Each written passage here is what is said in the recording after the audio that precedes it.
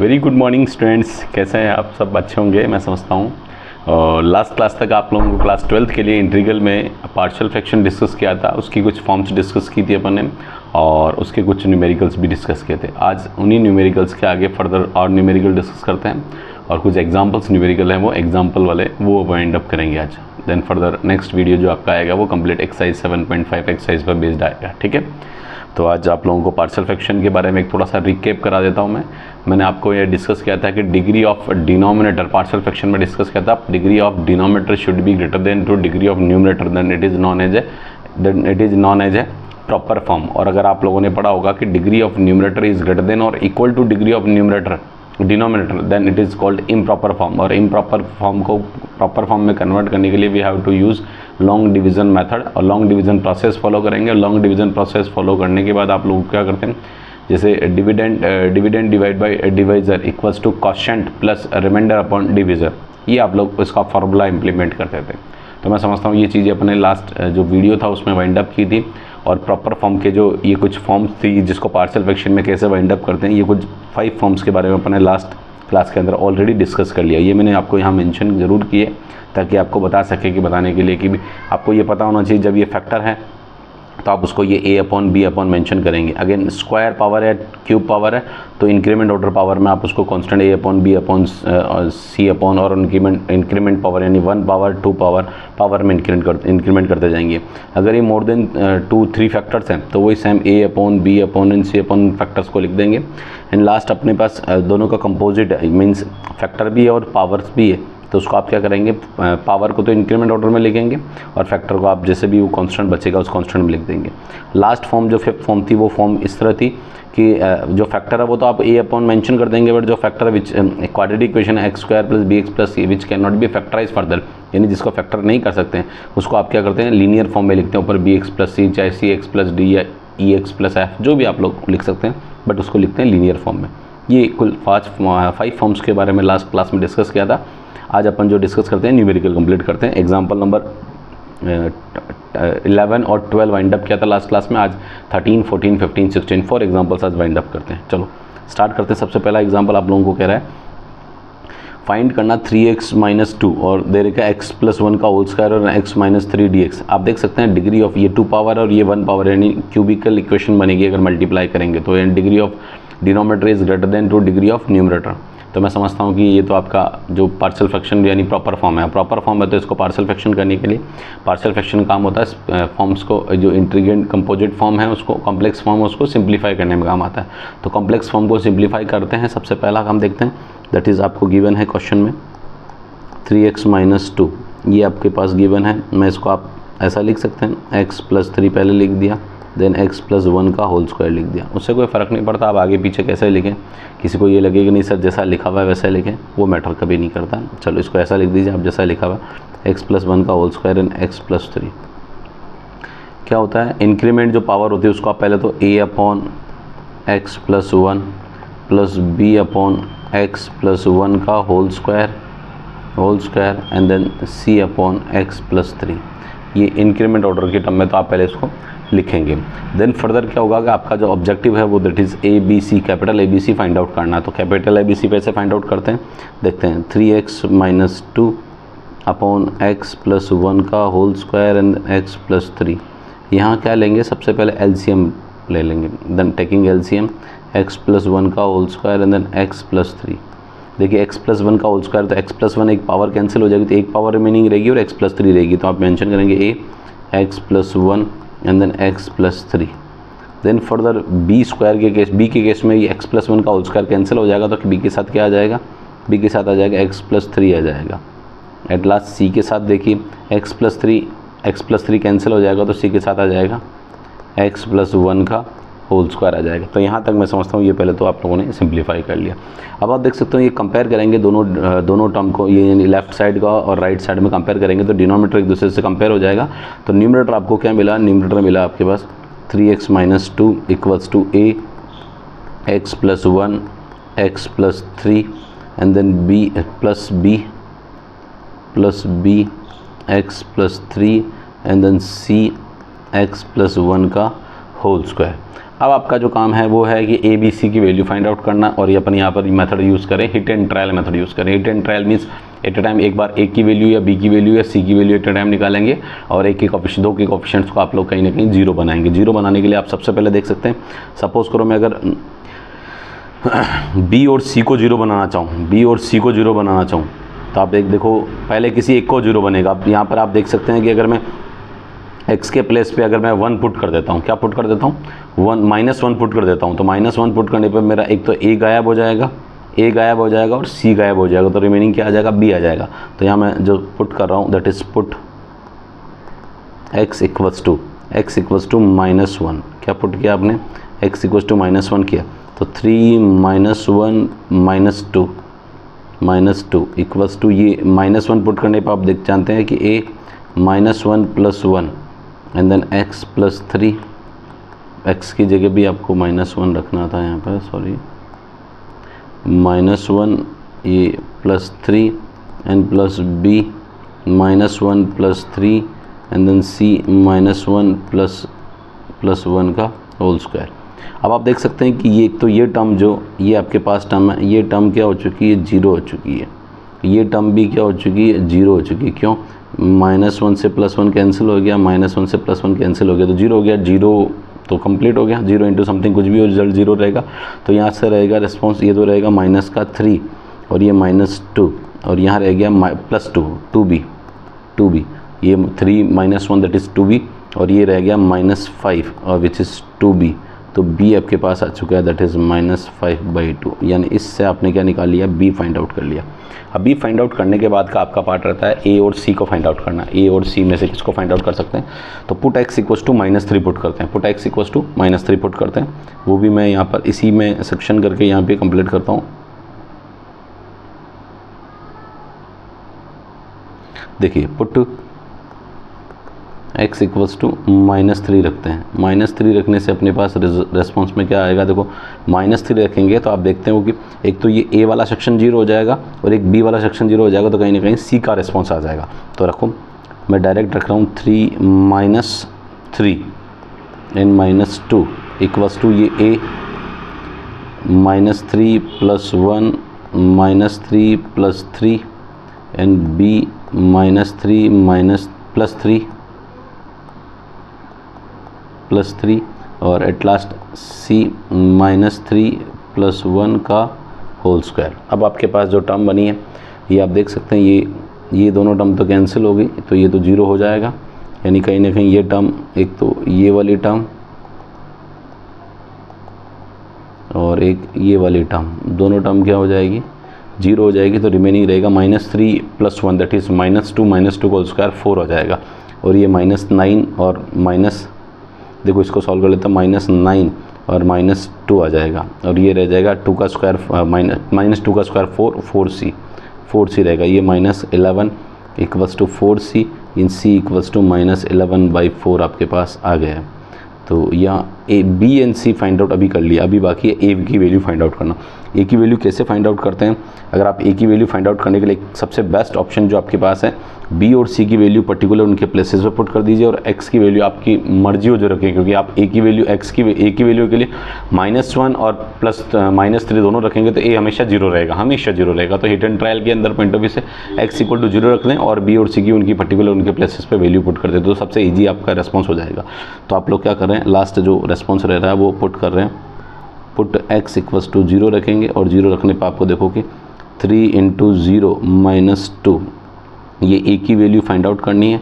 तो ये तो 0 + 1 0 + 3 एंड देन b की वैल्यू आपके पास है -5/2 और ये है 0 + 3 और c की वैल्यू आपके पास -11/4 0 + 1 का होल स्क्वायर। अब देखो आप काफ़ी हद तक ये तो रह गया -2 और ये आपके पास क्या रहेगा 3, देखो 3a रहेगा, 3a माइनस ये रह जाएगा -5 3 = 15/2 और ये रह जाएगा +0 + 1 1 का स्क्वायर 1 और ये माइनस का 11/4 हो जाएगा।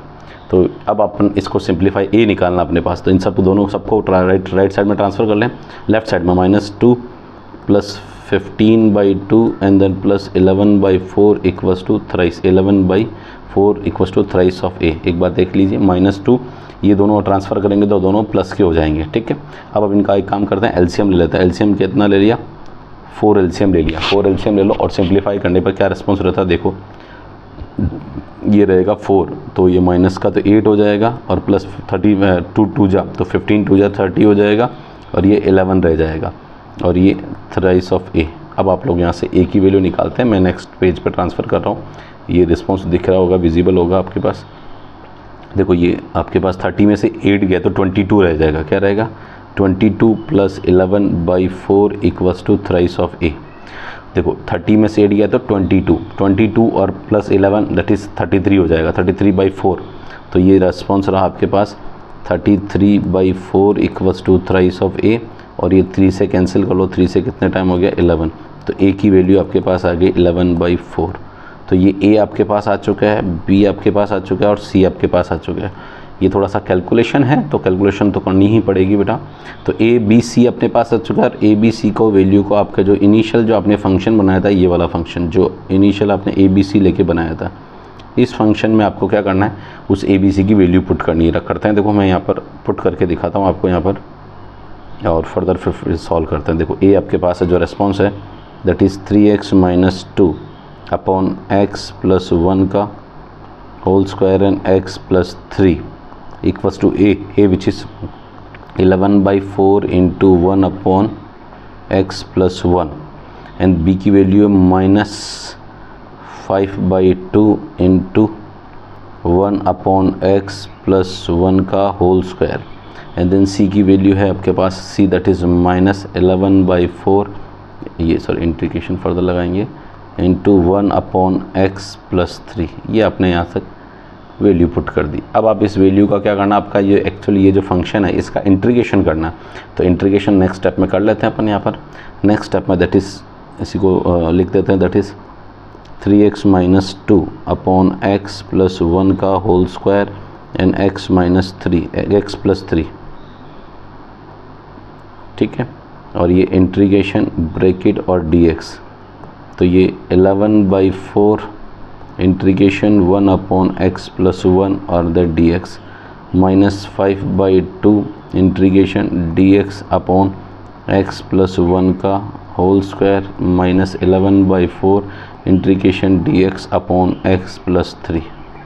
यहाँ तक मैं समझता हूँ नया कुछ भी नया नहीं किया मैंने, सिंपल जो टर्म बना सकता हूँ मैं वो टर्म मैंने ए बी सी की कांस्टेंट लगा के और फर्दर मैंने ये आपका इंटीग्रल जो है वो ब्रेक कर दिया।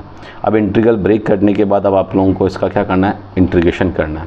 यहाँ देख सकते हो इसमें कोई कांस्टेंट जनरेट नहीं है, नेगेटिव जनरेट नहीं है, तो सीधा इसका लॉग रेस्पॉन्स आ जाएगा और इसका भी लॉग रेस्पॉन्स आएगा। लॉग 1/x का क्या होता है, log x होता है, लाइक दैट 1/p लेट भी कर लेंगे तो डायरेक्ट, क्योंकि कांस्टेंट जनरेट नहीं होगा, क्योंकि x का कोई मल्टीप्लायर नहीं है। x का मल्टीप्लायर होता है तो कांस्टेंट जनरेट करता है, और या कोई x का साइन भी नेगेटिव नहीं है तो भी जनरेट नहीं करता, साइन जनरेट करता। तो यहाँ पर ऐसा कुछ भी नहीं है तो डायरेक्ट मैं लॉग लिख सकता हूँ, ठीक है। तो मैं कुछ इसको मैं कंप्लीट आई इंटीग्रल कंसिडर कर रहा हूँ, तो i = 11/4 log मॉडुलस x + 1 -5/2 और ये इंटीग्रल है x dx अपॉन x + 1। अभी इसका सॉल्व करेंगे और ये -11/4 log मॉडुलस x + 3 और ये लास्ट में कैपिटल C लिख दिया, जो कि इन C1 C2 C3 इन सब का कंबाइन रिस्पॉन्स कैपिटल C। अब आप देख सकते हो इसका जब लेट करेंगे तो यहाँ थोड़ा सा मैं लेट करके दिखाता हूँ। दैट इज़ लेट x + 1 को p लेट कर लिया तो दैट इज़ dx = dp बनेगा। तो यहाँ जो रेस्पॉन्स रहेगा वो i = मैं इन दोनों को क्या कर रहा हूँ, कंबाइन भी कर रहा हूँ, log m - log n दोनों का 11/4 कॉमन ले लिया, 11/4 कॉमन ले लिया तो रिमेनिंग रह गया log modulus x + 1 minus log modulus x + 3, ये तो ब्रैकेट और ये -5/2 इंटीग्रेशन dp अपॉन p का स्क्वायर dp, और ये लास्ट में सीधो लग रहा है p का स्क्वायर हो गया। अब आप लोग p को नेक्स्ट टर्म में लिखिए और यहाँ पर आपको देख सकते हैं कि i = 11/4 ये log m - log n लिखा हुआ है, तो log m/n होता है फॉर्मूला, ये आइडेंटिटी आपने पढ़ी होगी, that is log m - log n which is log m/n। ये आइडेंटिटी से अपन इसको यूज़ कर रहे हैं और ये आइडेंटिटी यहाँ पर अपने इस जगह काम आई, कहाँ, यहाँ काम आ गई, ठीक है। log m और ये bracket x plus 1 upon x plus 3 and whole minus 5/2 और ये जो इंटीग्रेशन बनेगा वो p की पावर माइनस 2 dp और एट लास्ट c आपने लगा दिया। अब p की पावर माइनस 2 dp का आपको सिंप्लीफिकेशन करना है, that is i equals to 11/4 log modulus x plus 1 and x plus 3 और ये माइनस 5/2 p की power minus 2 plus 1 minus 2 plus 1 at last c, ये इनटू में चल रहा है। अब आप लोग इसको सिंप्लीफाई और फर्दर कर लीजिए, i 11/4 log modulus x plus 1 upon x plus 3 minus 5/2। अब देखो ये माइनस रिमेनिंग रहेगा और ये माइनस p रहेगा, इसका मतलब ये तो आ जाएगा 1 अपॉन p और ये रह जाएगा -1, दैट इज़ -1 और ये प्लस c। अब इस माइनस को आप सिंप्लीफाई कर लें और p की वैल्यू पुट कर दें। i equals to 11/4 log modulus x plus 1 and x plus 3 minus minus हो जाएगा प्लस 5/2 और ये जो रेस्पॉन्स रहा 1/p, that is 1/p। p क्या है, दैट इज़ x प्लस 1, एक बार चेक कर लें, p is that x plus 1, तो ये x प्लस 1 और लास्ट में क्या लगा दिया c। अब आप इसको और सिंप्लीफाई कर सकते हैं तो करते हैं, नहीं तो ये ही फाइनल आंसर है और मैं समझता हूँ यही फाइनल आपका आंसर आना चाहिए। तो बड़ा सिंपल सा क्वेश्चन है, टफ़ नहीं है, बट इसमें जो सबसे इम्पोर्टेंट पार्ट है वो ए बी सी के कोफिशिएंट्स है। मैं एक बार वापस आपको रिकैप करा देता हूँ क्वेश्चन। देखो इसमें जो लेंथ जो बड़ी बनी है, लेंथ बनने का कारण ये है कि पहले सबसे मेजर पार्ट है ये ए बी सी कॉन्स्टेंट्स को आपको कैसे निकालना, ये ही सबसे मेजर है। ध्यान देना इस क्वेश्चन का सबसे मेजर है ए बी सी, क्योंकि ए बी सी निकालने के बाद तो फर्दर आपका जो सिंपल इंटीग्रेशन जो आप लोग करते हैं वो एज यूजुअल आपको कंप्लीट करना है। बट ए बी सी सबसे कैलकुलेशन है, तो ए बी सी के लिए मैंने कौन सा मेथड यूज़ किया था, हिट एंड ट्रायल मेथड, यानी एक बार कौन सा कॉन्स्टेंट जीरो कर सकते हैं, एक बार दूसरा कॉन्स्टेंट को जीरो कर सकते हैं ताकि थर्ड वन कैलकुलेट कर लें, फिर आप सेकंड कोई कैलकुलेट कर लेते हैं और थर्ड के लिए फिर का सबसे सब बेस्ट होता है x इक्वल टू 0 रखना, जिससे आपके सारे x तो 0 हो जाएंगे और रिमेनिंग आप लोग उसको ए बी सी की जो भी वैल्यू निकाल चुके हैं उससे बिफोर वो आप रख देंगे ताकि थर्ड जो भी कॉन्स्टेंट है वो फाइंड आउट करें। सॉरी, तो मैं समझता हूँ आप लोगों को ये सब चीज़ें अच्छे से समझ आ रही होगी।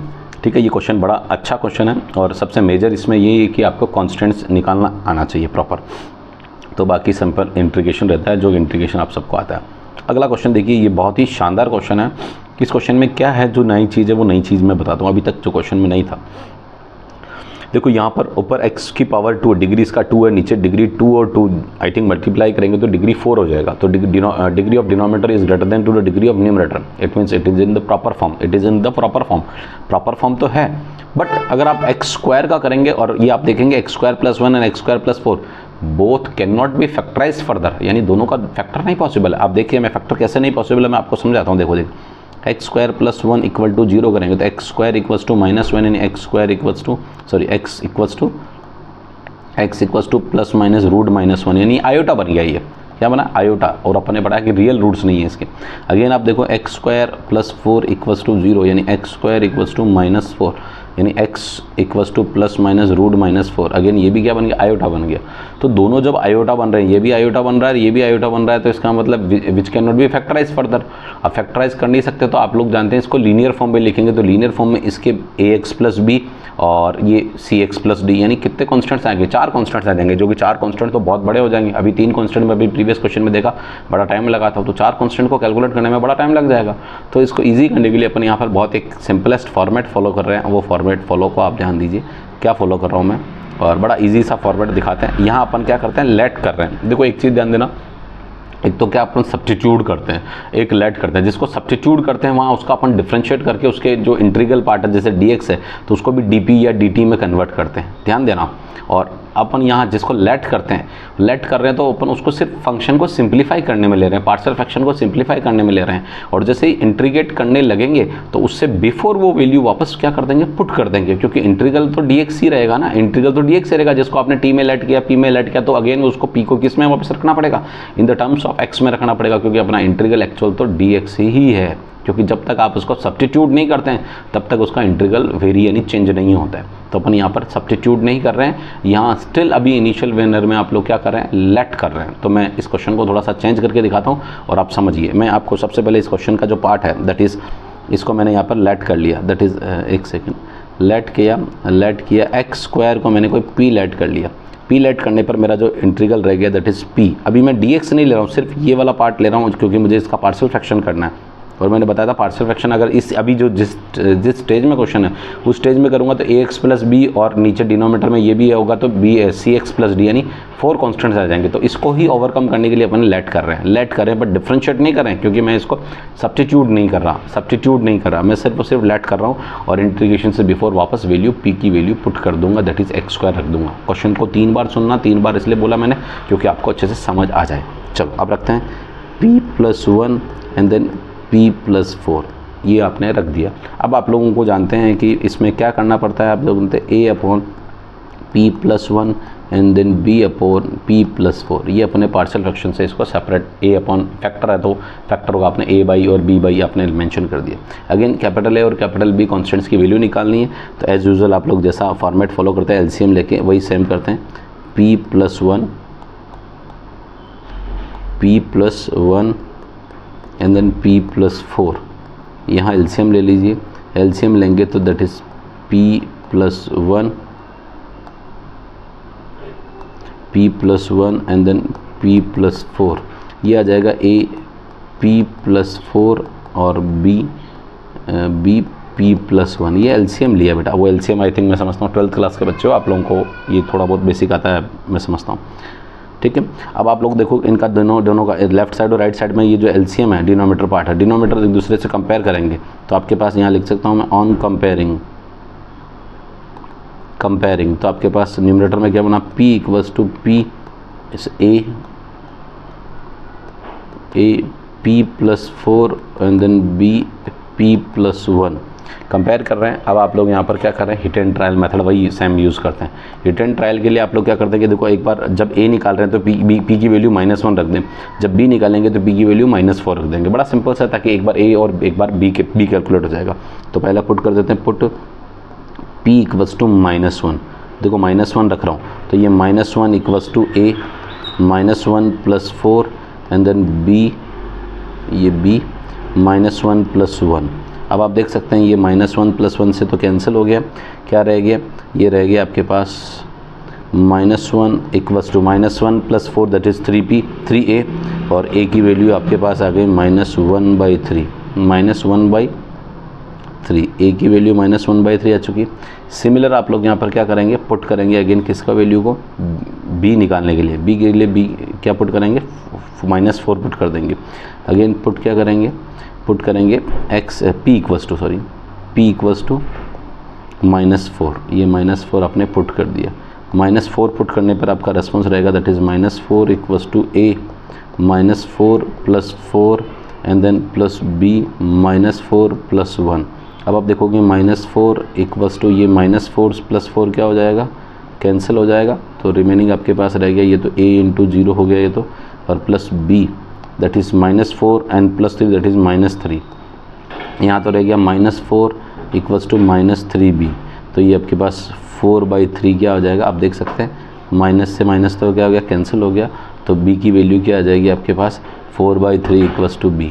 तो b आपके पास आ चुका है 4/3 एंड a आ चुका है आपके पास -1/3। a और b की वैल्यू को आप लोग जो आपने इनिशियल जो ये लेट किया था ना ये वाला पार्ट, इसमें आप लोग क्या करेंगे, इस वाले सेक्शन में आप लोग a और b की वैल्यू पुट कर देंगे। करते हैं, चलो सबसे पहले आप लोगों के जो इंटीग्रल था उस इंटीग्रल को आप लोग मेंशन कर दीजिए, that is p/p + 1 and then p + 4 और equal to a that is -1/3 and into 1/p + 1 and b की वैल्यू +4/3 इंटू 1/p + 4। देखो अपन ने यहाँ ये सिंपलीफाई a और b कैलकुलेट करने के लिए ही अपन ने क्या किया था, लेट किया था। अब आप लोगों का जो ऑब्जेक्टिव है वो p की वैल्यू, क्योंकि अब आप इंटीग्रेट करेंगे, इंटीग्रेट से बिफोर p की वैल्यू क्या कर दीजिए, आप पुट कर दीजिए। अगेन आप क्या कर दें, पुट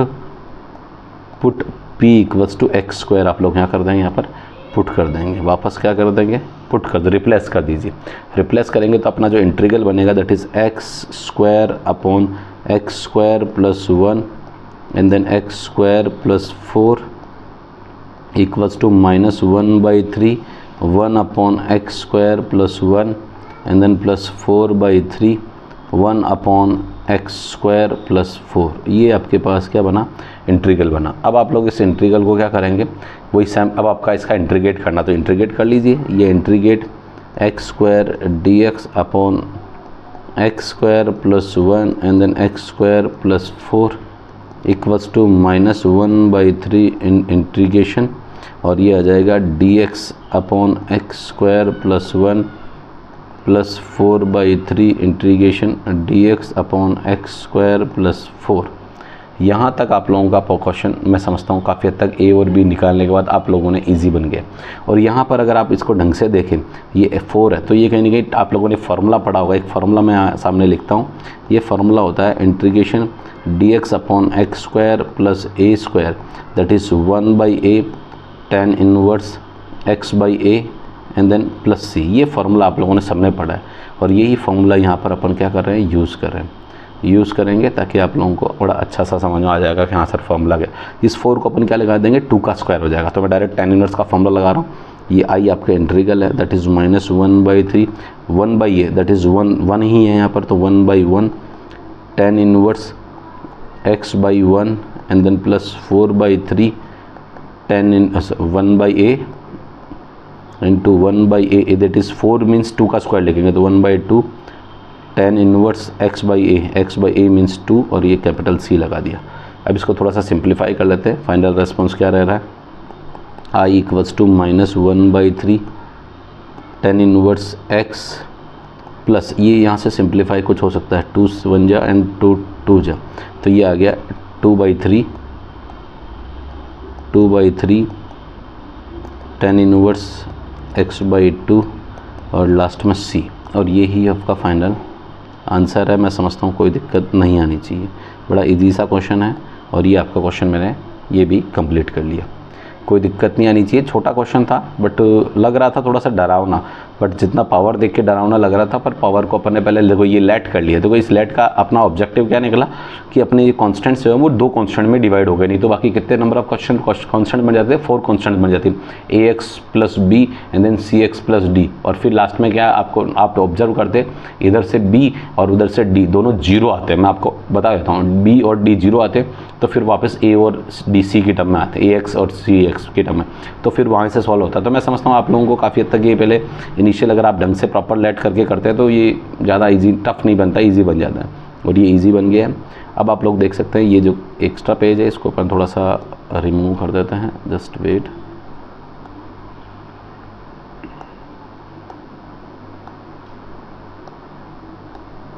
नाउ अब आते हैं अपने पास क्वेश्चन नंबर, ये मैंने आप लोगों को टिल 14 एग्जाम्पल करा दिया, 15 एग्जाम्पल अपन यहाँ से वाइंड अप करते हैं। देखिए 15 एग्जाम्पल जो कुछ कह रहा है, बड़ा अच्छा सा क्वेश्चन है। क्वेश्चन अगर इसको ढंग से देखें तो ये दे रखा 3 sin 5 minus 2, 3 sin 5 minus 2 cos 5, और ये 5 cos square pi minus 4 sin 5 d5। तो ये जो cos 5 d5 दे रखा है, कहीं ना कहीं cos 5 d5 रिप्लेस किससे होगा, मतलब सब्स्टिट्यूट करेंगे, sin 5 को रिप्लेस सब्स्टिट्यूट करेंगे तो cos 5 d5 उसका डिफरेंशिएशन बन जाएगा। तो कहीं ना कहीं sin 5 की टर्म में बनाना पड़ेगा पूरा क्वेश्चन, तो जहाँ पे भी साइन है सब जगह साइन बनाना पड़ेगा। तो देखो न्यूमरेटर में यहाँ तो साइन बना हुआ है और यहाँ पर भी साइन बनाना पड़ेगा, यानी इस cos स्क्वायर को 1 माइनस sin स्क्वायर लिखना पड़ेगा, तो तब ये सब्स्टिट्यूट हो जाएगा। तो एक काम पहले तो एक स्टेप फॉलो करते हैं, सिंप्लीफाई करते चलो। तो पहले सिंप्लीफाई करना पड़ेगा इसको, ये लिखा आपने 3 sin 5 माइनस 2 cos 5 और ये फर्दर d5। नाउ अब डिनोमिनेटर में अगर आप देखें तो 5 माइनस cos स्क्वायर को लगोगे 1 minus sin square 5 minus 4 sin 5। एक स्टेप और यहाँ पर मैं चाहूँ तो इसी को यहाँ पर भी लिख सकते हैं, एक स्टेप और लिख दें, थोड़ा सा एक स्टेप और आ जाएगा, लिखते हैं तो सिंप्लीफाई कर लेते हैं। 3 sin 5 minus 2 and then further cos 5 d5 and upon में आपके पास है देखो ये माइनस 1, ये माइनस माइनस माइनस और प्लस हो जाएगा प्लस का, और ये हो जाएगा sin square 5 minus 4 sin 5। Denominator हमको पहले थोड़ा सा अरेंज कर फॉर्म में लिख रहे थे, देन फिर इसका अपन जो भी आगे लेट करके सब्स्टिट्यूट करेंगे। तो ये 3 sin 5 minus 2 and then cos 5 और ये d5।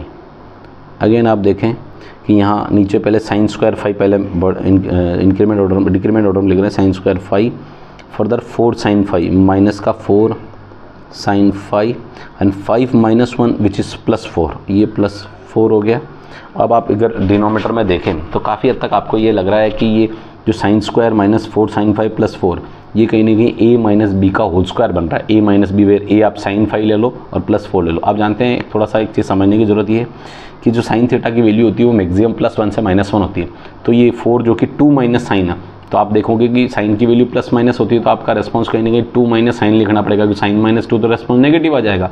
तो आप लोग इसको अरेंज कैसे करेंगे, एक स्टेप और बढ़ा रहा हूँ मैं, थोड़ा सा देखने पर अब समझ में आएगा आपको। देखो 3 sin 5 - 2 cos 5 d5, और यहाँ से आपको देख के पता लग रहा है नीचे ये a - b का होल स्क्वायर है। तो a मैंने यहाँ पर 2 sin 5 ना लेके 2 ले रहा हूँ, 2 - sin 5 और ये मेंशन का होल स्क्वायर लिख दिया, का होल स्क्वायर। अब तुम कहोगे सर 2 - sin 5 क्यों लिखा, sin - 2 5 का भी तो sin 5 - 2 का भी तो होल स्क्वायर सेम आता है, सेम आता है। अगर माना कि ये जब स्क्वायर हट जाएगा, फॉर एग्जांपल जब स्क्वायर हट जाए तो इसका रिस्पॉन्स अगर sin 5 - 2 लिखूंगा तो रिस्पॉन्स क्या आ सकता है, नेगेटिव आ सकता है ना, क्योंकि साइन की वैल्यू +1 से -1 होती है, और +1 लिखेंगे तो 1 - 2 विच इज़ माइनस नेगेटिव आ जाएगा। तो इसलिए अपन ने क्या लिखा 2 ग्रेटर, क्योंकि 2 बड़ा होगा डेफिनेटली, साइन की वैल्यू मिनिमम मैक्सिमम +1 - 1 होती है, इसलिए अपन ने 2 माइनस साइन लिखा। ये थोड़ा सा समझने की जरूरत है ना, समझ लोगे। आई थिंक आप लोगों ने ITF इंटीग्रेशन पढ़ा, सॉरी इंटीग्रेशन में ITF यूज़ नहीं आ रहा, बट ऐसी जगह यूज़ आ रहा है जहाँ आप लोगों को ट्रिग्नोमेट्री का कहीं ना कहीं लॉजिकल पार्ट आपको समझना पड़ेगा। ठीक है, चलो अब यहाँ तक अपना कंप्लीट हो गया। अब अपने यहाँ पर क्या करते हैं, लेट करते हैं। क्या कर देंगे, लेट sin 5 को आपने लेट कर लिया, p लेट कर लिया, तो sin 5 का क्या होता है cos 5 and then d5 = dp हो जाएगा। तो सारे जो है उसको रिप्लेस कर लेंगे, इंटीग्रेशन 3p - 2 और ये हो जाएगा dp एंड डिनोमिनेटर में हो जाएगा 2 - p का होल स्क्वायर। अब आप लोग यहाँ पर क्या पार्शियल फ्रैक्शन की फॉर्म से बनानी है, तो पार्शियल फ्रैक्शन की फॉर्म बनेगी 3p - 2 / 2 - p का होल स्क्वायर। अब ये कैसे बनेगी, a/2 - p plus b/2 - p का होल स्क्वायर टर्म बनेगी। देखिए आप लोगों को जैसा अपन ने प्रीवियस पढ़ा वही बना रहा हूँ मैं, नया कुछ भी नहीं बना रहा हूँ। इसको इंटीग्रेट डायरेक्ट तो अपन कर नहीं सकते हैं, तो यहाँ पर अपन क्या कर लिया, पहले तो इसका ये जो p है उसको आप लोग जैसे भी लिख रहे हैं, और ये स्क्वायर दिख रहा है। आप लोगों ने ये जो इसका फॉर्मेट पढ़ा होगा पार्शियल फ्रैक्शन का, जब पावर इंक्रीमेंट ऑर्डर में होती है, तो हाई पावर होती है तो उसको इंक्रीमेंट ऑर्डर में a/b/ की फॉर्म में लिखते हैं। तो a/1 पावर, b/2 पावर, अगर 3 पावर होती है तो c/3 - 2 - p का 3 पावर हो जाता है, पावर 3 होता है, क्यूब हो जाता है। तो लाइक दैट इंक्रीमेंट ऑर्डर में लिखते हैं। तो यहाँ पर भी 2 पावर है तो 2 पावर तक लिख दिया। अब अपना ऑब्जेक्टिव a और b कैलकुलेट करना, तो a और b कैलकुलेट करते हैं। चलो 3p - 2 / 2 - p का होल स्क्वायर, एलसीएम लेंगे, दैट इज़ 2 - p का होल स्क्वायर एलसीएम आ जाएगा। अब आप यहाँ पे एक पावर कैंसिल हो रही तो एक पावर रह जाएगी, a = 2 - p एंड b के पास हाईएस्ट पावर ही है तो b रह जाएगा। अब आप लोग क्या करेंगे, ऑन कंपेयर कर लेंगे, तो आपके पास जो रेस्पॉन्स रहा है that is 3p - 2 = a 2 - p and then plus b। अब आप लोग ये जो इक्वेशन बनी है, इस इक्वेशन को मैं थोड़ा सा यहाँ पर थोड़ा सा लिखने की कोशिश करता हूँ, और थोड़ा सा इस प्लेस का मैं यूटिलाइजेशन करता हूँ, तो थोड़ा सा यहाँ समझना। देखो ये थोड़ा मैं जूम कर देता हूँ, आई थिंक ये पेज पूरा आपको स्क्रीन पे दिख रहा होगा। चलो अब अपन ये, चलो यहाँ तक का कोई काम नहीं, a और b की वैल्यू निकालनी अपना ऑब्जेक्टिव है, जो कि अपने पास ये है 3p - 2 = a 2 - p and then plus b। तो सबसे पहला काम है b जब कैलकुलेट कर लेते हैं तो p की वैल्यू 2 पुट कर देते हैं ताकि b कैलकुलेट हो जाएगा। फिर अपन देखते हैं, फिर a की वैल्यू आ जाए, b की आ जाएगी, b की रख के a की वैल्यू में के लिए p की वैल्यू जो आप इच्छा मर्जी हो जो रख दें, उससे आप a और कैलकुलेट कर लें। तो पहला तो आप लोग क्या कर रहे हैं, यहाँ पर जो मैं रख रहा हूँ पुट कर रहा हूँ, क्या पुट कर रहा हूँ, पुट p = 2 पुट कर दें, क्या पुट कर दें, 2 पुट कर दें, उससे b कैलकुलेट हो जाएगा। अल्टीमेटली a और b को कैलकुलेट करना। अब ये नहीं कि सर पहले मैं a करूँ पहले b करूँ, वो मैटर नहीं करता, किसी a और b दोनों को कैलकुलेट करना अल्टीमेटली। तो p 2 पुट करें तो 3 × 2 - 2 = a 2 - 2 and then plus b। यहाँ से आपको दिख रहा है कि ये 2 से 2 तो गायब हो गया, 3 2 कितना हो गया 6 - 2 = ये 0 हो चुका है, तो ये b रहा, तो b = कितना आ गया आपके पास 4 आ चुका है। तो b की वैल्यू तो 4 आ चुकी है। अब b की जब 4 आ चुकी है तो अपने को ऑब्जेक्टिव a भी तो निकालना, अपना a निकालना है। तो अब अपन क्या करते थे, पुट a = पुट, अब मैं put p = p equals to 0 रख देता हूँ और b की वैल्यू 4 रखता हूँ, उससे मैं आपको a निकालूंगा। तो क्योंकि देखो b तो p में तो कोई टर्म ही नहीं था कि p को एलिमिनेट किया जा सके, तो एलिमिनेट करने का है ही नहीं, तो b में सबसे बेस्ट है कि b की वैल्यू भी पुट कर देंगे और p की वैल्यू 0 पुट कर दे ताकि अपने पास a कैलकुलेट कर लें। तो p इक्वल्स टू मैं क्या रख रहा हूँ, 0 रख रहा हूँ। तो रखो, चलो अब रखते हैं अपन। देखो 3 into 0 minus 2 equals to a ही कैलकुलेट करना है, 2 माइनस 0 और b अपन ऑलरेडी कैलकुलेट कर चुके हैं, दैट इज़ 4। तो ये तो 0 हो गया, माइनस 2 और ये आपके पास ट्वाइस ऑफ a और ये 4 प्लस 4 है ना, एक सेकेंड, प्लस 4 आ गया। अब ये 4 को ट्रांसफ़र कर लो, that is minus 2 minus 4 equals to twice of a, ये minus 6 equals to twice of a और a equals to minus 6/2 means 2 1 जा एंड 2 3 जा, यानी a की वैल्यू आपके पास माइनस 3 आ चुकी है, a आ चुका है और a भी आ गया, b भी आ गया। a और b दोनों कैलकुलेट कर लिए। देखो इस पेज पे सिर्फ a और b कैलकुलेट किया और थोड़ा ये क्वेश्चन बहुत ही इंपॉर्टेंट, मैं रिपीट कर देता हूँ, यहाँ लिख देता हूँ, इंपॉर्टेंट क्वेश्चन, स्पेशली इंपॉर्टेंट है। और इंपॉर्टेंट है तो आप बनते हैं कि देखना बनता है, 2 बार हाथ से निकालना बनता है, 2 बार, एक बार भी नहीं, 2 times you have to write down, simplify करना है बिना देख के, ठीक है। एक बार समझिए पूरा अच्छे से, देन फर्दर आप लोग इसको सॉल्व करिए। ए और बी आ चुका है। अब आपका जो एक्सप्रेशन था ए और बी वाला, कौन सा एक्सप्रेशन था, मैं समझता हूँ ये वाला एक्सप्रेशन था। इस एक्सप्रेशन में ए और बी की अंदर ए और बी, पी अभी नहीं, पी तो सब्स्टिट्यूट करके अपन ने डीपी में बदल दिया था भैया, देखो ये डीपी में बदला हुआ है, ठीक है। चलो अब इसमें अपन ए और बी की वैल्यू पुट कर देते हैं, करो 3p minus 2 upon 2 minus p का होल स्क्वायर। ए की वैल्यू है अपने पास -3 into 1 upon 2 minus p and plus b की value 4 into 1 upon 2 minus p का होल स्क्वायर, ठीक है। अब अपने को ये एक्चुअली ये अपना ऑब्जेक्टिव नहीं, अपना ऑब्जेक्टिव है इंटीग्रेशन करना, तो इंटीग्रेशन भी लगाते हैं, that is 3p minus 2 upon 2 minus p का होल स्क्वायर और एक बार पूरा लिख दें -3 into 1 upon 2 minus P plus 4 into 1 upon 2 minus p का होल स्क्वायर। ये लो भैया इंटीग्रेशन ब्रैकेट डीपी है, देखो अपना जो ऑब्जेक्टिव है वो डीपी है, ध्यान देना ये इंटीग्रेशन और ये डीपी, इंटीग्रेशन और ये डीपी। अब अपना क्वेश्चन पूरा कंप्लीट हो गया। अब इसको अपन क्या कर लेना, वो जो लॉगरिथमिक आपका जो पार्ट है, लॉग लेना है, लेट करना, जो भी अपना पार्ट है वो अपन इम्प्लीमेंट करते हैं। देखिए सबसे पहले तो यहाँ पर अपन काम करते हैं पूरे क्वेश्चन के लिए इसको पहले मैं लेट कर लेता हूँ। यहाँ पर क्या लेट कर रहा हूँ, लेट 2 माइनस पी को अपन ने कुछ लेट कर लिया, दैट इज़ मैं लेट कर लेता हूँ, कोई टी टर्म लेट कर लेता हूँ। तो 2 का 0 हो जाएगा, डिफ्रेंशिएशन यहाँ पर कर रहा हूँ मैं, differentiation with respect to x, sorry p के रेस्पेक्ट में करें तो ये minus d p equals to d t बनेगा और d p equals to minus d t बनेगा। ये टर्म थोड़ा सा आपको समझना पड़ेगा, माइनस बनेगा। अब आप लोग ये सब जो वैल्यूज़ है वो सब ये काम करते हैं, ये जो पार्ट है इसको थोड़ा सा सेपरेट लिख देते हैं, एक तरफ लिख देते हैं, थोड़ा इजी रहेगा। अपने पास स्पेस है, हाँ यहाँ रख देते हैं ताकि अपने पास ये स्पेस मिल जाएगा, ठीक है, क्योंकि वहाँ उस रिमेनिंग जगह पे ये इंटीग्रल बाकी रिमेनिंग होगा भी नहीं। चलो ये लेट कर लिया। अब अपने यहाँ पर जो सिंप्लीफाई है वो लेट सॉल्व करते हैं। देखो ये तो अपना आई इंटीग्रल है -3 और ये हो जाएगा डी की जगह माइनस डी टी, ये माइनस आएगा तो ये एक माइनस में एक माइनस और लगाता हूँ, देखो इंटीग्रेशन माइनस और ये डी टी अपॉन टी, ये -1 है, इसको आप चाहो तो -1 लिख दें, दैट इज़ -1 और ये -3 से मल्टीप्लाई हो जाएगा।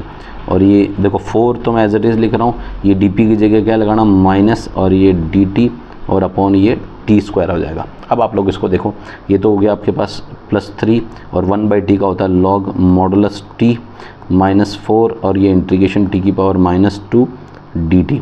अब आप देखें t की वैल्यू पुट करते हैं 3 लॉग t, अपने पास क्या था 2 माइनस पी -4, ये हो जाएगा t की power -2 + 1 and -2 + 1 and then +c।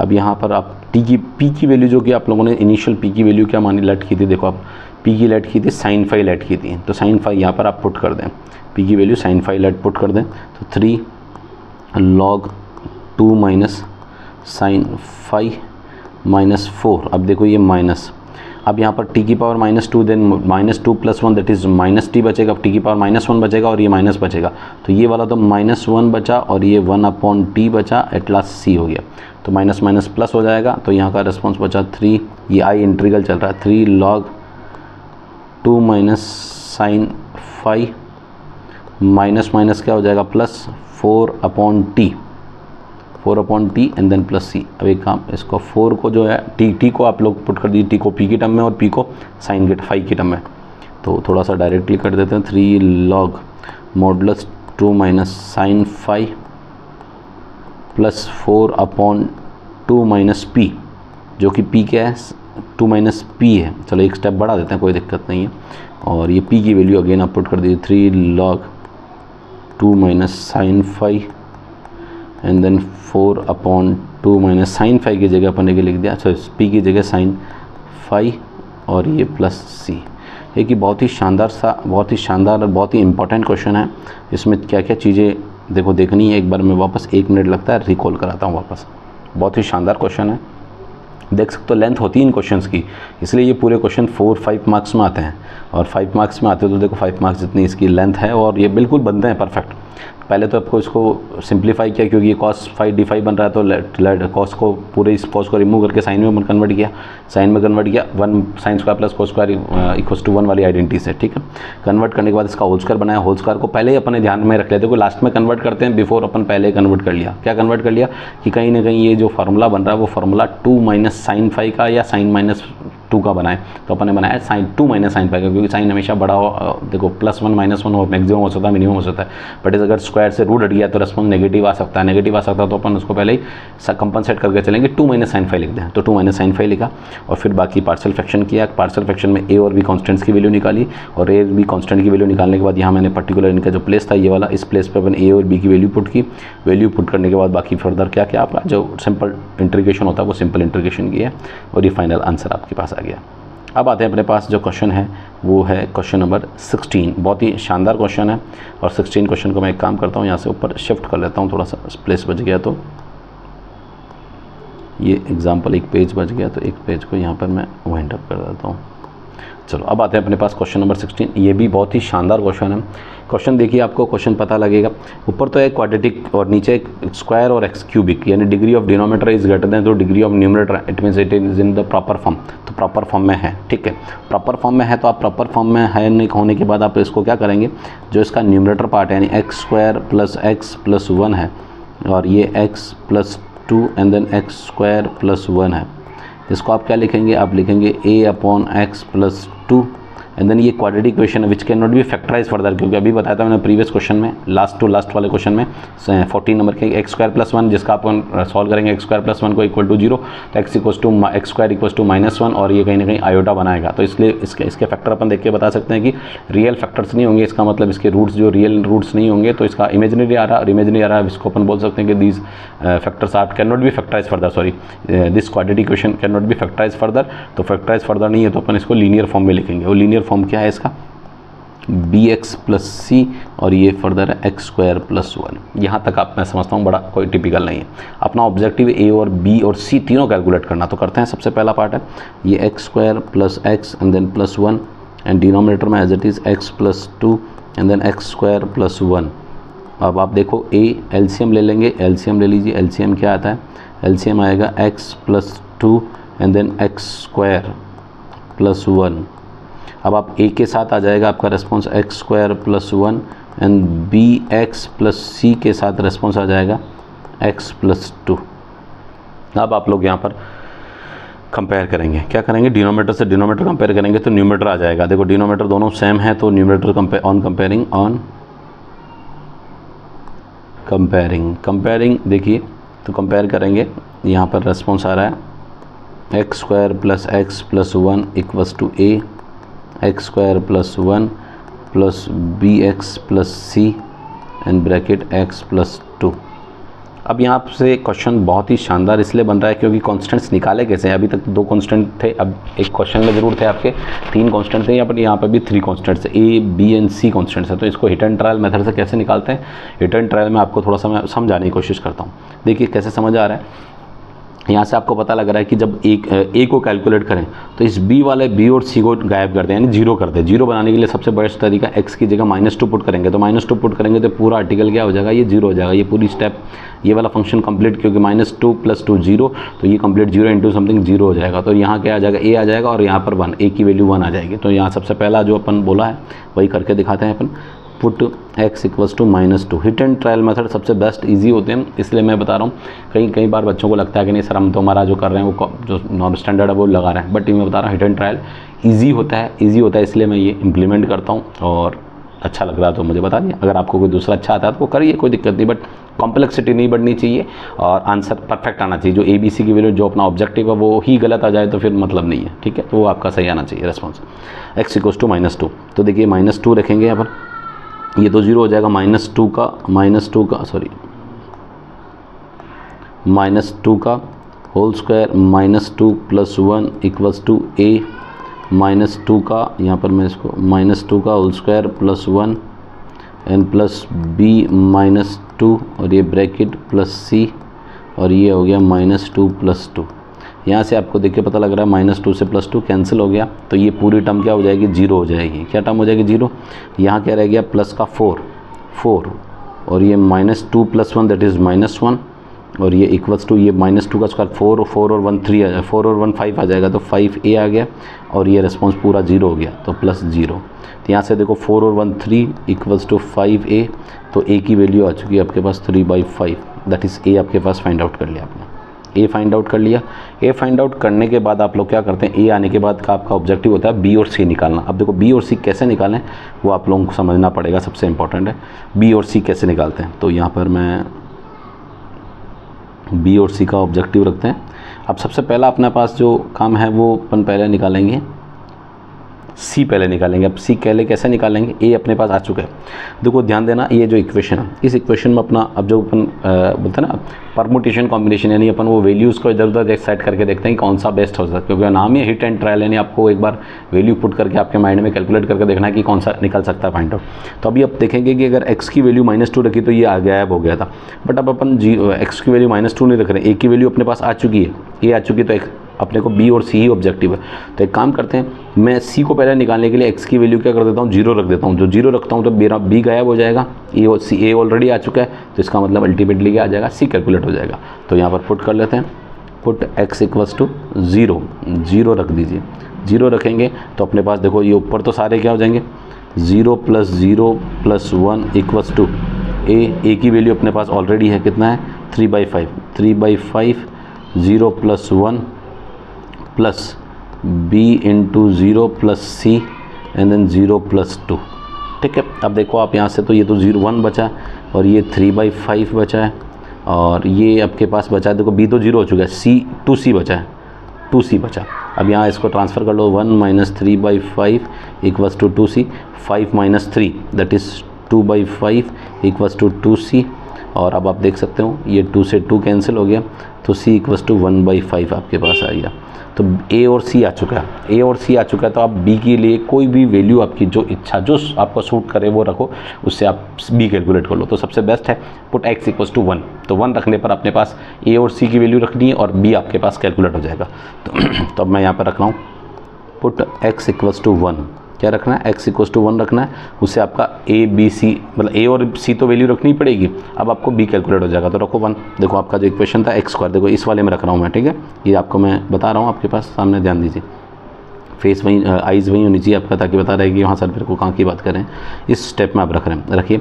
तो दैट इज़ x² यानी 1 + 1 + 1 = a आपके पास है 3/5 एंड देन 1 + 1 का स्क्वायर 1 होता है ना, प्लस b ये ब्रैकेट 1 + c अपने पास कितना है 1/5 और देन 1 + 2। अब आप देखिए ये तो हो गया 3 = ये 2 रहेगा और 2 3 6/5 प्लस ये b रहेगा ब्रैकेट b प्लस 1/5 और ये 2 और 1 × 3 आ जाएगा। अब आप लोगों को सिंप्लीफाई करना है, देखो इसको ट्रांसफ़र करो, 3 - 6/5 = थ्राइस ऑफ b प्लस 1/5। अब ये 5 3 15, 5 3 15 माइनस, एक सेकंड थोड़ा सा, 5 3 15 - 6/5 = थ्राइस एंड b प्लस 1/5, ठीक है, b प्लस 1/5। यहाँ पर अब आप देखो 15 माइनस 6 दैट इज़ 9/5। अब आप देखिए 3 और b प्लस 1/5। अब 3 से ये कुछ कैंसिल हो रहा है, 3 से ये कितने टाइम कैंसिल हुआ, 3/5। तो यहाँ रह गया 3/5। अब ये 1/5 पे ट्रांसफ़र कर लीजिए, 1/5 इक्वल्स टू b। अब ये एलसीएम 3 माइनस 2, तो यहाँ से आप लोग देख सकते हैं क्या रिमेनिंग रहा। यहाँ रह गया आपके पास एलसीएम लोगे 5, तो एलसीएम 5 लोगे तो रहेगा 3 माइनस 1 विच इज़ b, यानी 2/5 इक्वल्स टू b। तो b आपके पास आ चुका है, a आपके पास आ चुका है एंड c आपके पास होगा। देखो कैलकुलेशन, द क्वेश्चन जब थोड़ा सा टिपिकल बनता है ना, जब वेरिएबल 3 बन रहे हैं, 4 बन रहे हैं, तो आप सोचो जब अपन 4 बना रहे हैं तो सोचो कितनी लेंथ होगी तो डेफिनेटली उसकी कॉन्स्टेंट्स को निकालने के लिए लेंथ होती है। तो यहाँ ABC फाइंड आउट कर लिया। ABC आने के बाद आपका जो इंटीग्रल पार्ट था, सबसे ईजीएस्ट इंटीग्रल पार्ट कौन सा था, ये वाला इंटीग्रल था। यहाँ मैं इसको बना देता हूँ, ये इंटीग्रल, इसमें अपन यहाँ पर क्या रख रहेंगे, ABC की वैल्यू रखेंगे। रखो, तो अपने पास जो एक्सप्रेशन है वो यहाँ बना देता हूँ, x² plus x plus 1 upon क्या है भैया, देखिए एक बार अपने पास है x प्लस 2 और x² plus 1, x plus 2 and then x² plus 1। Then further a की वैल्यू अपने पास कितनी आई है, दैट इज़ 3/5। ये 3/5 इंटू 1 अपॉन x प्लस 2, और ये bx प्लस c दोनों पॉजिटिव हैं, तो अपने पास रेस्पॉन्स यहाँ पर लिख रहा हूँ मैं b that is 2/5 x plus c है अपने पास है 1/5, ये है 1/5 एंड डिनोमिनेटर में दैट इज़ x² प्लस 1। अब आप लोग देख सकते हैं, एक बार इसको मैंने जो लिखा है, एक बार इसको प्रॉपर मैं सही बना देता हूँ, जस्ट वेट एंड वॉच।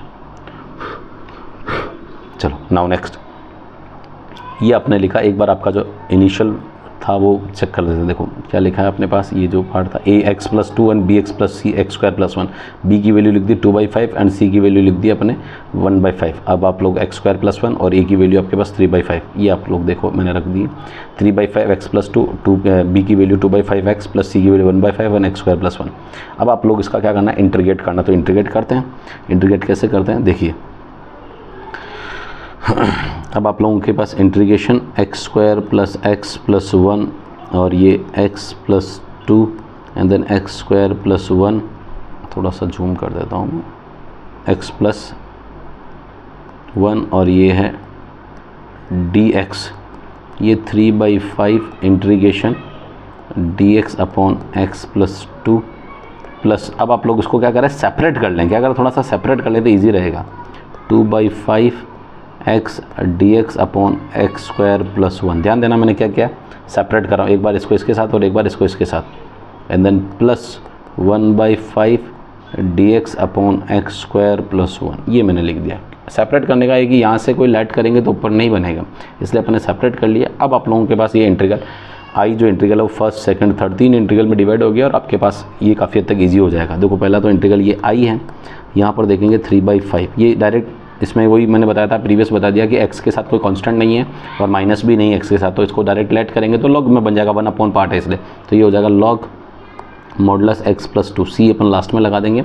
और ये x² प्लस 1 है, तो इसको अभी आप लेट करना पड़ेगा ताकि ऊपर x मिलेगा, तो x² ये 2x साथ में ले लेंगे। तो एक काम करते हैं, 1/5 को मैंने ऐसा लिखा और ये 2x अंदर लिख दिया और dx लिख दिया और डिनोमिनेटर में x² plus 1 as it is है। ये आपका फॉर्मूला tan इनवर्स का दिख रहा है, x² plus 1 that is 1/a tan inverse x/a plus c, तो ये plus 1/5 1/a that is 1 and then further tan inverse x/1 at last c, ये फॉर्मूला। अब आप लोग यहाँ पर इसको सिंप्लीफाई करना है, इसको सिंप्लीफाई करने के लिए अपन यहाँ पर लेट करते हैं, दैट इज़ x² प्लस 1 को अपने को p लेट कर लिया, that is 2x dx equals to dp, differentiate किया था देना, ये टर्म ऊपर न्यूमरेटर में मिल रही है dx 2dx equals to dp। तो यहाँ पर आपके पास आई जो इंटीग्रल रह गया 3/5 log modulus x plus 2 and then plus 1/5, ये रह गया ऊपर न्यूमरेटर में dp एंड देन फर्दर अपने पास हो गया ये p आ गया, पूरा लेट किया ना, p आ गया and plus 1/5 and then tan inverse x and then last में c, कैपिटल C लास्ट में लिखा हुआ है। अब ये क्या बनेगा, log p बन जाएगा, तो i equals to 3/5 log modulus x plus 2 and plus 1/5 log P आएगा, ये P and then plus 1/5 tan inverse x and then last C। अब आप P की वैल्यू पुट कर दीजिए यहाँ पर, I equals to 3/5 log modulus x plus 2 plus 1/5 log P अपने पास था, that is x square plus 1 at last 1/5 tan inverse x at last C। तो ये जो क्वेश्चन कंप्लीट हुआ है, मैं समझता हूँ ये बहुत ही शानदार और बहुत ही जानदार क्वेश्चन है भैया। इस क्वेश्चन को ढंग से देखने का बनता है, और ये सारे क्वेश्चन मैंने आप लोगों को कंप्लीट करा दिए। तो आप लोगों को ये पार्शियल फ्रैक्शन काफ़ी तक समझ में आया होगा, और मैं समझता हूँ अगर आप इसको थोड़ा सा प्रैक्टिस करेंगे तो और अच्छे से और अच्छा क्लियर होगा। नेक्स्ट जो वीडियो की सीरीज़ आएगी वो एक्सरसाइज 7.5 के क्वेश्चंस आएंगे, वो नियर अबाउट 5 क्वेश्चंस लेंगे, क्योंकि ये क्वेश्चंस में लेंथ होती है। आज मैंने सिर्फ 4 क्वेश्चंस कराए हैं, जिसमें भी आप देख सकते हो नियर अबाउट 55 मिनट्स के आसपास का वीडियो कंप्लीट हो चुका है। तो क्वेश्चंस बड़े होते हैं, और बड़े क्वेश्चंस में आप समझ सकते हो टाइम लेता है, तो नंबर ऑफ क्वेश्चंस बढ़ा नहीं सकते, फिर वो ज़्यादा बड़ा होने पर वीडियो भी क्या है बच्चा देख नहीं पाता है। तो मैं समझता हूँ कि लोड पड़ता है एक साथ उसके। तो ये क्वेश्चन 4 अगर आप एक साथ कंप्लीट करोगे, चारों डिफरेंट वैरायटी के हैं, तो आपको बड़ा मज़ा आने वाला है। और इस वीडियो को बिल्कुल देखें। अगर आपको वीडियो पसंद आता है तो लाइक, शेयर और सब्सक्राइब जरूर करें। देखो सब्सक्राइब करें, अगर मेरी मेहनत अगर अच्छी लग रही है तो डेफिनेटली आपको सब्सक्राइब करना बनता है, बिल्कुल बनता है और करना चाहिए डेफिनेटली, ठीक है। और अपने फ्रेंड्स को भी वीडियो शेयर जरूर करें कि वीडियो बिल्कुल सर कंटेंट बहुत अच्छे हैं, और डेफिनेटली बहुत मेहनत से सर बना रहे हैं और मेहनत कर रहे हैं हम पर। तो डेफिनेटली आपको फ्रेंड्स को सर फॉरवर्ड भी करना है और सब्सक्राइब भी करना है, और सब्सक्राइब भी अपने दोस्तों से करवाना भी है, ठीक है। तो चलो वीडियो पे बने रहिए, और आप लोगों को कोई प्रॉब्लम है तो आप डेफिनेटली कमेंट सेक्शन में कमेंट कर दीजिए। और आपको इस वीडियो का जो PDF डाउनलोड करना, जो मैंने अभी ये PDF लिखा है, ये PDF डाउनलोड करना, तो इसके आपको इस वीडियो के डिस्क्रिप्शन में मैंने टेलीग्राम चैनल का लिंक डाल रखा है। उस टेलीग्राम चैनल को ज्वाइन कर लीजिए आप, प्लीज़ एक बार ज्वाइन कर लीजिए, ताकि हर बार वहाँ से PDF जो भी वीडियो अपडेट होगा आपके पॉपअप आ जाएगा मोबाइल पर, वो वीडियो को आपको टेलीग्राम पर उसका सेम टाइम पर आपको वहाँ पर क्या मिल जाएगी, उसकी PDF मिल जाएगी। तो PDF डाउनलोड करके PDF डाउनलोड करने के बाद आप वीडियो देखिए, तो आपको मज़ा आएगा वीडियो देखने का, ठीक है। Okay, thank you so much, okay bye.